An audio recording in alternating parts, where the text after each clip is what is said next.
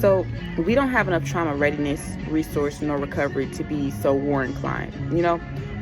Is this me saying that war is not in our civil arsenal in the event that practical reason is not satiating crime against a nation? So I should say alleviating crime against a nation? No. But what I am saying is that you do not and have not demonstrated, we have not demonstrated the capacity to protect our civilizations from the result of our wars. In fact, generation after generation, the selected few that are protected go on to persecute us for the lack of recovery from such wars, whether that be directly, indirectly, in their lack of trauma readiness and awareness and resource. Either way, we're generally persecuted for the result of the traumas of war, right? Yes, no one is exempt from trauma. Life comes with trauma, but war trauma has a higher frequency of victims that require higher and more advanced measure of trauma resource and attention, as well as more severe conditions requiring a greater measure of resource, skill, and career support due to the stress of the work itself. When you are engaged in dealing with in trauma, in spaces of trauma, of recovery, trauma recovery, right? All of which I doubt will be able to be supplied to all by ruling authorities. Luckily, they don't have to supply these things for our access to them. Also, luckily, the source of much inhumane behavior and apathy to the experiences of others and how your actions impact or feel to others, as well as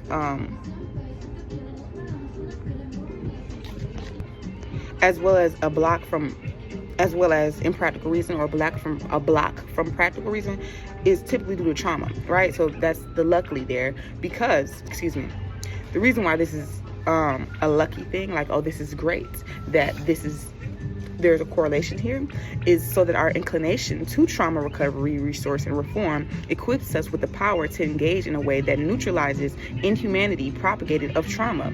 It increases receptivity and dismantles ignorance, not just the ignorance of lacking information, but the apathetic kind. You understand? So here's a trauma resource I've been working on and developing in my own life, right, that I think could help. And so let's get on. So here's a bit of information that's important to have before I get into the technique of what I do, right? So number one, everybody is susceptible to trauma, right? Number two, because trauma doesn't stop people, it simply spreads, right? There's a sentiment that trauma stops you. The operation or function of trauma is to stop a person. Hence the saying we usually say, don't let the trauma stop you. You hear it, people say that. When really, trauma simply corrupts and spreads corruption. You understand? It prohibits an individual's sense of civility because it regresses them to states and conditions of survival, blocking them and prohibiting them from civilization, from civilizing, from engaging in a civil manner, right? Now, with that being said, I would relate that state of survival to animals, right?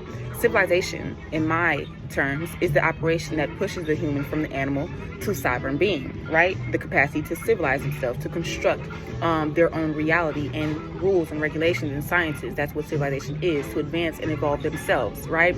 To change their own function relative to the way they civilize and can impact their environment. With that being said, let's talk about animals and humans, right? So the difference between animals and humans, how I would articulate it, is animals, they civilize to survive, solely to survive, right? Their civilization is bound to the conditioning of the environment, of nature, right? So they can't just choose to be a different species one day or change the effects of the reality around them to change their biology or change their function, to evolve themselves, to control their evolution, right? Humans have that capacity. So humans, we don't just civilize to survive, right? We civilize for more life. What that means: expansion, evolution, advancement, whatever. Now, while human civilization is founded in survival, humans have the capacity to construct their own civilization, to change the environment and make nature more tangible. That's important to talk about, right? Rather than be at the mercy of nature, right?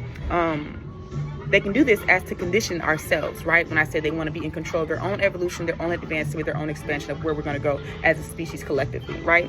And it does definitely changes how we are, right? Humans have the capacity to construct their own civilization within bounds, to change their environment and make nature tangible as to condition ourselves, right? Now, within bounds doesn't mean that there's a cap on our capacity to civilize. What that means is there are rules and equations for designated results. You understand? Certain results and conditions have requirements. You understand? with that being said, let's just give these facts here too. So civilization is, I've already said that, right?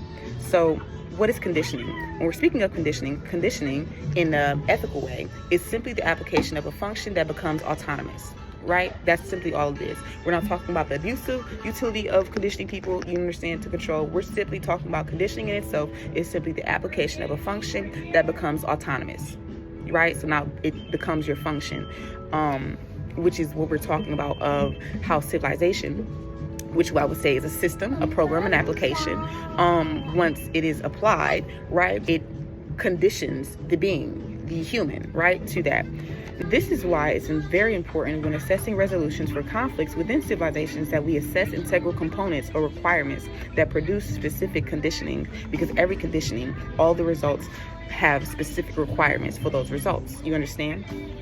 Now, another fact that's important to hold is the fact of, is the information that conditioning constructs volition and volition operates autonomy. Hold that thought, right? Now, let's talk about the difference between survival morale and a civilized morale, right?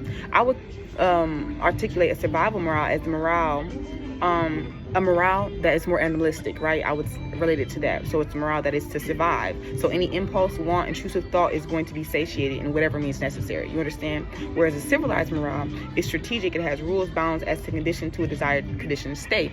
And, of course, in abidance with civilization, right? Not with a designated civilization, but with the civilization itself, right? And civilization itself is always going to be geared toward advancement, efficiency, ethics, you understand? Because that's what civilization is. If it's not, there's an error within this. It's uncivilized, if I should say. Even if you want to speak of, even if you want to say that there's a corrupt civilization, the issues that you find within them are still issues within them. It doesn't debunk the aspect of the purpose of civilization. You understand? And that's why those actions would be deemed as corrupt, because it works against civilization. You understand? Now, it's important to recognize that there's two things that can elicit a survival morale. Number one, bad conditioning. Why somebody would have a survival morale, right? Bad conditioning, bad civilization, I talk about that, which I call regressive, right? Or it's a result of oppression, regression, right? That they have a repressed morale, right? There's something going on that is prohibiting them from transitioning into a civilized morale, right? That means there's the only thing that prohibits, I should say, an individual from transitioning to a civilized morale is, number one, like I said, bad conditioning. Civilization around the constructs that are conditioning them is regressive, meaning that it's working against civilization, prohibiting progression, prohibiting ethics and the advancement of those things. Or they themselves are being oppressed. It's a signal and sign that there's oppression or some type of being regressed there. No matter if you don't like the rules to produce, sustain a condition, you can't control your production conditioning result without abiding by some rule of production. You understand? Without following some form of law or scheme or equation. Every function requires an requires an operation. Equation, same thing. Even if you were to still be immature in your rebellion against control and rules, sustaining freedom from control and rules would still require you to wield a measure of control upon others to abide by your freedom, and you would soon find yourself having to construct rules for them to do so, as to minimize violence. You know, this over there. Deeming a need for rules to be placed upon the world for our security as immature. Immature is the ways in which we apply those rules, or even the rules themselves, but mature is the man who understands that you fight unjust rules with ethics and just rules, right? Not naively believing that you can refrain altogether in a civilization from having rules. The debate that frequently plagues our civilization is how we should deal with the breaking of rules, right? Persecution or reform. And to kind of give my point and my stance on that, let me share a little big story about America, right? So, of course, I'm black. I'm a black woman. I'm a woman altogether, right? So that kind of, we're going to tell the story a little bit about slavery here, right? It's important to kind of keep in mind that there was a sadistic affinity to the slaves, right? Oftentimes, it wasn't just money as to why they wanted their property. They reveled in the lust of exerting dominance against someone's will, right? Sex isn't the only thing that people get off from. That's important to acknowledge, right? They cite themselves from reality. They believe that because they constructed a self-human civilization, right, And this ties into what I was saying before, but let me just finish the story. So they psych themselves out, right? Because they believe that because they constructed a subhuman civilization, some often forgetting that their communities and civilizations created the conditions that produced the subhuman civilization, a dehumanized civilization, right? Conditions. They psych themselves to believe that the crimes and abuse they committed in subhuman civilizations upon subhuman civilizations, number one, could never be legally persecuted and dealt with as inhumane because they are less than human, meaning they believe that they would always have the power to simply override, overpower, and exert dominance over their human rights. That's number one. Number two, when the intended result from such conditions would break or cause a snap the individual, they would have the legal rights and social rights to continue to exert extreme excessive conditions of abuse, as to contain the break from impacting their communities, as well as to further the break into a docile state or loss of autonomy, which was the whole construction of this subhuman civilization. That was the process, to subject them to such abuse that they lost their autonomy, right? And they would have to be reliant upon a more dominant or governing civilization to kind of order them and tell them what to do, So boom, this is why we're getting into the psychology aspect of, we're going to get there, right? So boom. Now this strategically made the victims, right, a threat to civil societies. So the societies of that time wouldn't defend them, you understand? Or couldn't, because often that would entail them having to defend the violence upon their own societies that was required of those subject to such conditions to protect themselves, to defend themselves, you understand? And we're not talking about morale and right or wrong right now. We're just talking about basic human behavior of what they were dealing with, what that would mean if they had to do that, right? Although we had activists who were able to be accountable for the evoked violent backlash and still advocate for our rights, right? Receptivity to defending harm of your own society is very hard to evoke, you understand? Especially in a time where the justice system wasn't as matured as it is today, to condition the civilization to autonomously recognize certain actions as crimes or abuse. Remember, the civilization, including governmental systems, that's all of that, right? Conditions volition, and volition operates autonomy, which is what I was speaking about in the beginning. They were conditioned to believe their acts were legal, therefore just. Because they were conditioned to believe these people were not humans, and this was reinforced when the consequences of their abuse for causes individuals to snap. And this was reinforced when the consequences intended of their abuses for individuals to snap caused unintended violence upon their communities. People who failed to recognize their societies the catalyst of such conditions states were truly psyched out by this civil construct, believing that the harm they endured was because of their actions. The harm that these people endured was because of their actions and their lack of civility, right? The true racists, if you want to explain what that means, it's not just these people who have hatred. It'd be a developed hatred rather than alleviating the source of the problem. That's where that comes from, right? So now you've been psyched out to believe that these people are the cause. You understand? So now you're getting upset and you're developing hatred instead of alleviating the problem and the source and being accountable for how this all happened. That's what racism is to me, right? Because boom. Now, that demographic of some people didn't care, right? And were just taking advantage of the system. They weren't just psyched out. It wasn't just the fact they were conditioned by their societies. It wasn't that. They were just taking advantage of the system to satiate their sadistic lust. You understand? That demographic of individuals knew exactly what they were doing, as well as the heinousness of their actions. They weren't discriminatory. It just so happens that demographic of people were in such a vulnerable state and susceptible to such harm that they could get away with it. You understand? But it gave them access to operate how they would, free of repercussions. You understand? So it wasn't that they just were not aware that this was that these were harming and this was serious. They just shoot. They lived by civilization, and the civilization allowed it. That was their morale. Like I said, like some people are conditioned by they don't have the capacity to recognize their autonomy within a civilization. If that makes sense, they are born and bred by the civilization that they come from. Whereas others understand that it is a tool. It's a tool of access, right? It's a tool of navigation. It's a tool that protects us and gives us, like I said, more life, right? And so they just were exerting within that right. because it was allowed. You understand? So it wasn't like, yeah, they didn't care if it was wrong or not. It's like, well, y'all allowing it. You know what I'm saying? Like, that's what's civil. We all agreeing that this is okay. Okay, then, regardless of how you feel, we all agree this is okay, type of deal. You understand? Is it just? Heck no. You know, but that's what it was. Which is why we're talking about the importance of civilization, right? So,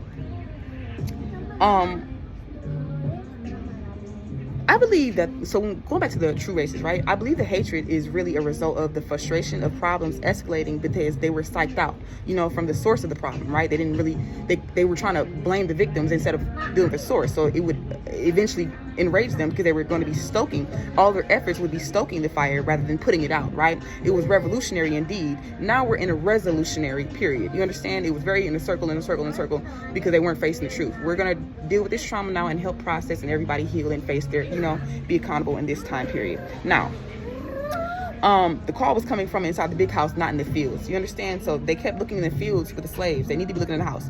So I don't know if I would classify the lust to harm individuals as a mental illness in itself, or simply an immoral will. Or maybe it could be either, or given the circumstances. You know what I'm saying? But I can say I have experienced conditions or situations that evoked bloodlust. You experience abuse, that's natural. And I've learned the way to ethically satiate that lust is to find value in life and pour into that so that you may see it flourish and expand and know you are responsible for its flourish and expansion. And you will come into conflict with the bloodlust because you won't be able to sustain the love required for such flourish and expansion while sustaining that bloodlust. You understand? You have good enough reason to override your immorality. You understand? Because that has no place in a civilization. So civilization, especially in this mature time, will easily make you as a threat, you know, needing to be away from the public. It is inhumane and naive to forsake the reality, given the information I gave this entire video, that certain conditions and circumstances can evoke violence, even bloodlust, right? And though it is uncivil, it is an uncivil response because it is a healthy emotion and reaction to your life being attacked, threatened, subject to abuse, right? There are solutions to alleviate such discomfort civilly. You understand? Though it is an uncivil response, it is a healthy emotion to that type of conditions and circumstances. You understand? It lets you know that you're alive and that you're aware and capable of defending yourself in, you know, society in itself, right? Because the emotions are to alert us of others' dangers, you know what I'm saying? Of either a danger, a situation, or that we aren't taking good care of ourselves, right? That's what makes it healthy. Because civilization is meant to free us from being bound to our impulses so that we may have more options beyond fight, flight, fawn, or freeze, right? So that we can have peace. That's the purpose of that. So though it is an uncivil response, like I said, because it is a healthy emotion and reaction to you being subject to abuse, you understand? There are solutions to alleviate such discomfort civilly because the emotions are simply to alert us of dangerous situations, or that we aren't taking enough care of ourselves, because civilization is meant to free us from being bound to our impulses so that we may have more options beyond fight, flight, or fawn, and so that we can have peace. Civilization allows for peace. Those who might say, like, my peace is satiating that bloodlust through abuse, I promise civilization will not allow you to have peace. You understand? A civilization can't be stopped. Civilization can't be stopped. That's important to acknowledge. It's not just an organization. We're talking about civilization, which, even though organization is the foundation before the civilization, once it becomes to civilize itself, and that it acts autonomously. Back to the question of reform or persecution. After saying all this, right? I come from a demographic who were legally, civilly, socially, generationally conditioned to be persecuted. You understand? I know what it's like. I know what it means for what is criminal to be a savior from unjust civilization and law, right? I know what it means for the entire world to be conditioned to enable your abuse legally, civilly, socially, and the only proof of evidence of your abuse is your recovery. And your recovery is dependent upon justice that is deemed criminal. I know what that means. So when you're asking me about persecution or reform, I will always be in form of reform. I will always be in advocacy for reform. So with that being said, that's where my practice comes in, with volition construction and perceptive defense development. It's very important. Ethical volition construction is very important because it allows you to sustain your sovereignty, right? To sustain and be aware of your sovereignty, to be accountable for your sovereignty and your autonomy. You understand, rather than to be subject at the mercy when civilization has to come to spaces of maturity and recognizes that, okay, we're outgrowing this type of behavior, this type of practice, this type of order, we're moving on to this, right? We've grown to a space where we recognize that this is wrong, this is causing these issues, this is what we're going to do differently. You understand? And that's what I do. That's what ethical volition construction is. It just allows you to kind of tangibly work within your mental space, to clear out your mental space. What does that do, right? What is being able to be aware of ethics and having that sovereign autonomy of recognizing the separation between you and the masses, I should say, and your civilization, right? The reason that helps is because in the event that there is harm, a big part that when you're in recovery and recovering from harm, especially when it comes to conditioning, right? Because like there's the trauma of just impact, you understand, of the trauma of like being hit, impact, grand impact, and then there's the trauma from conditioning, of course, you understand, bad conditioning in that aspect. And when you're recovering, even if it is from an experience, right, an individualized experience that is not from bad conditioning, right? Typically in the recovering process, you'll come out to realize a big part of recovery is recognizing all the elements outside of you that also contribute to that experience. You understand? Assists you in being able to recognize the system, things in a systematic manner, right? So it allows for conflict resolution to be more of an ease because you're already in a system manner. You're already looking at your civilization in a systematic manner, right? In a way to apply ingredients, take away then that aspect. It gets you in that motion, right? Number two, like I said, this motion a lot makes it easier to kind of recognize error, right? So that you don't see the whole thing as corrupt. You see it, you compartmentalize it, right? Sometimes I think people speak of that in a negative connotation, but it can be very helpful when you are in conflict resolution to break things away so that you can find the source of the problem rather than just be stoking an issue. You're actually putting the fire out rather than just stoking it. So that kind of is what helps with that, right? And a lot of times when it comes to recovery, even if you don't feel traumatized, right? I think ethical volition is just healthy. It just is a good practice to protect yourself from certain events, right? In recognizing and identifying them before you even come in contact with them, as well as in the event that you don't, right? Because life happens. We don't have time to kind of be observing everything with scrutiny, you understand, especially depending on what type of situations and the conditions you're already under, you understand? So with that, it assists you in kind of, focusing on what matters, you understand? As well as in the event that you miss it, it makes recovery so much easier because you can already kind of work back into what was wrong because you were already in a system of operation. You understand? It's no different than like routines. But that's kind of what ethical volition construction is. It's putting your mind into a system so that you can easily clean out your mental space and be aware of what you're being receptive to, what's going in, what's going out, how you're functioning, what's influencing you, all these things. Ethical volition construction allows you to kind of get your autonomy. It builds up your autonomy, right? So that you can be aware of your own will, your action, what's going on, your civilization, how you're being influenced. The perceptive defense development is what assists you in assessing if this is ethical or not, right? Holding yourself accountable as well as the circumstances, the environment. Is this ethical? Is this abusive? You understand? Is this abusive? Is this unethical? You understand?